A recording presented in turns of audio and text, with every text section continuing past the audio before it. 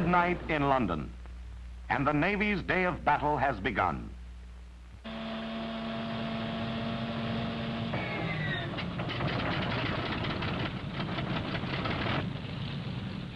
Midnight, and your Navy's great patrol bombers sweep out over the Atlantic in search of Nazi U-boats.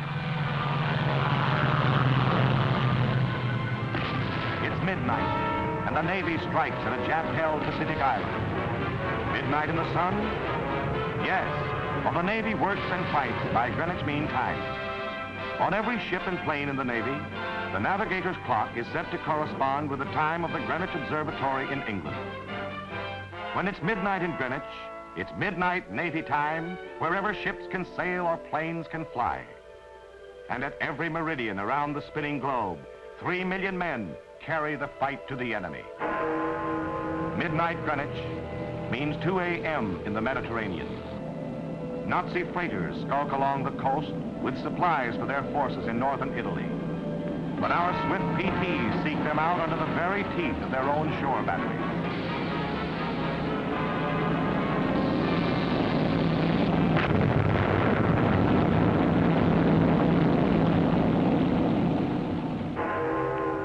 In the North Atlantic, it's the hour before the dusk. Convoys which feed our European armies must deliver their titanic load of the implements of war. To guarantee safe passage, planes from escort carriers constantly search the sea lanes.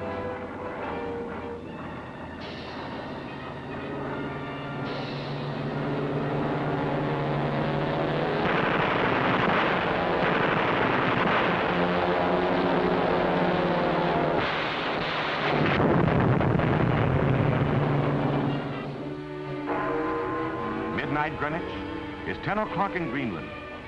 The Coast Guard blast a channel for their cutters, which track down hidden German weather stations.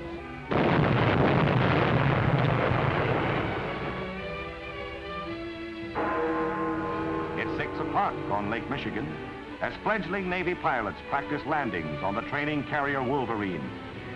Rehearsal for the Pacific.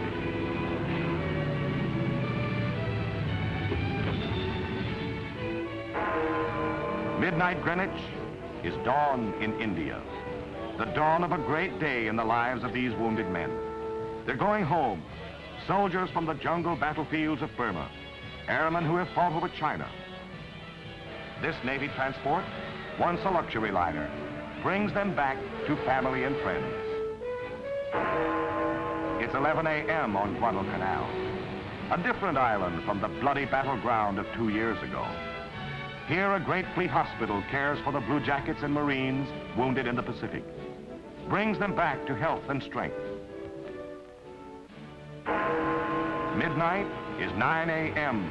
in the seas around Japan. One of our submarines strikes the enemy.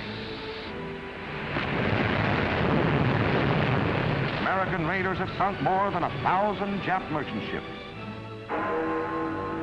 And on the Atlantic coast of our own continent, the ungainly PBYs shuttle over the sea frontiers. These are the workhorses of the Navy, the oldest combat planes in the world.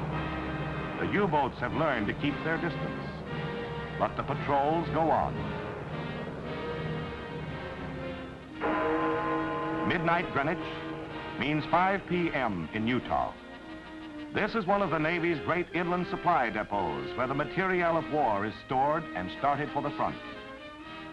The scene is one of peace, but a vital battle goes on endlessly, the battle of logistics. In the Pacific and Admiral orders, one advanced base size 10, and a city is shipped overseas.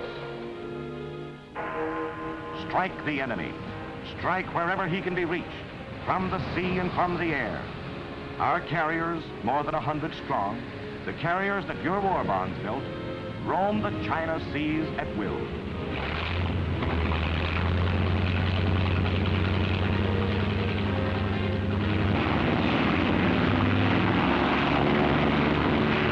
This task force strikes from the storm. The target is Indochina. The time is midnight Greenwich, 7 a.m. in the South China Sea.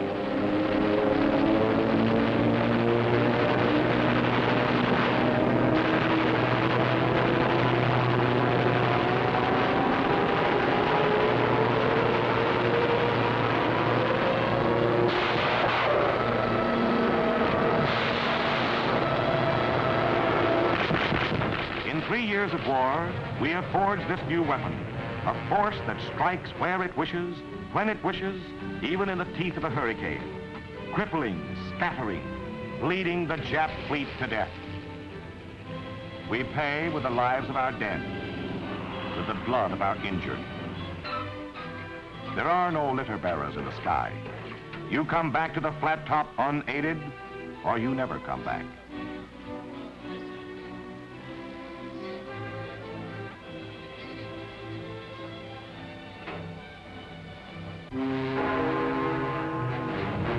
Midnight Greenwich is 9 o'clock at Iwo Jima.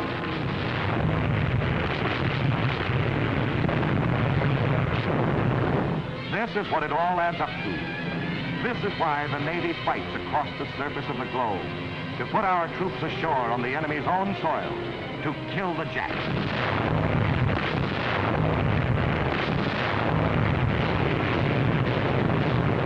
To kill more Japs.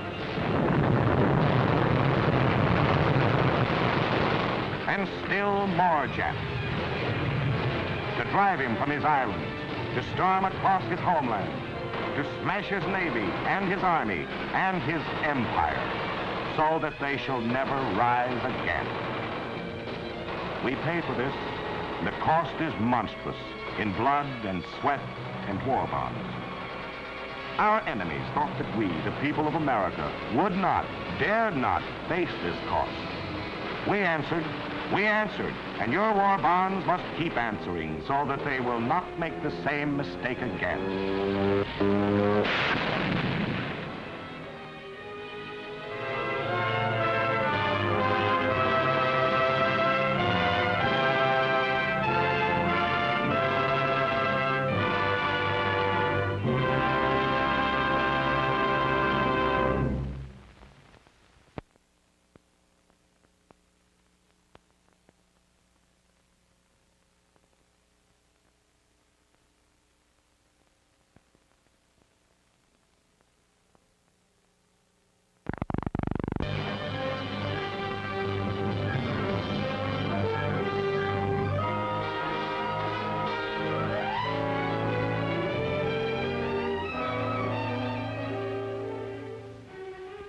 They left at dawn, the planes from our carrier.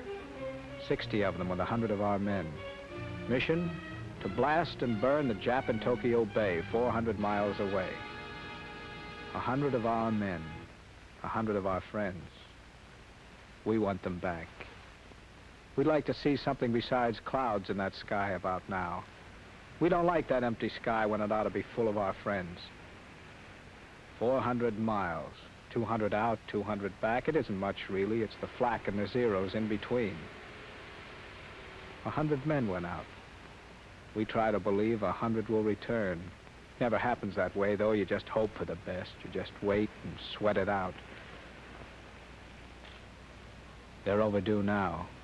We hope nothing's gone wrong. Stand by to take aircraft aboard. Stand by to take aircraft aboard.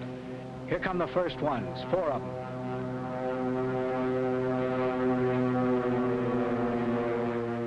Now to bring them in. We know it won't be easy for some of them.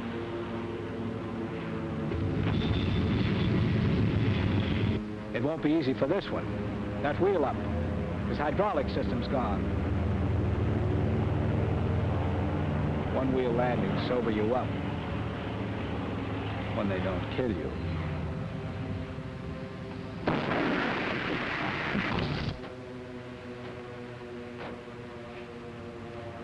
Glad you made it, Joe.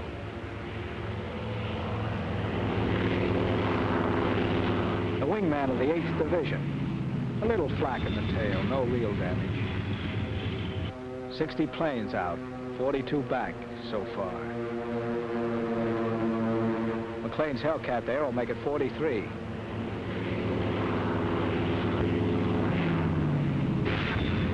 Steady, Mac. Steady!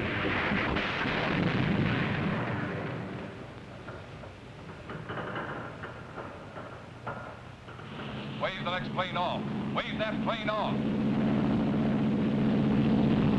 The deck's a little messed up for the moment.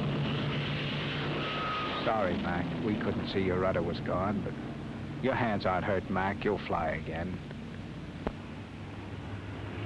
Here comes Pete Erickson, fast with his rudder control shot away.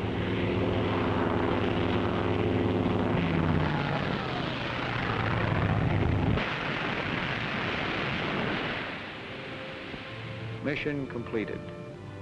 The plane, $80,000. The pilot's training, $50,000. Pete Erickson's life, we can't put a value on a man's life, but we can make sure that all the Pete Ericksons have the best tools to fight with.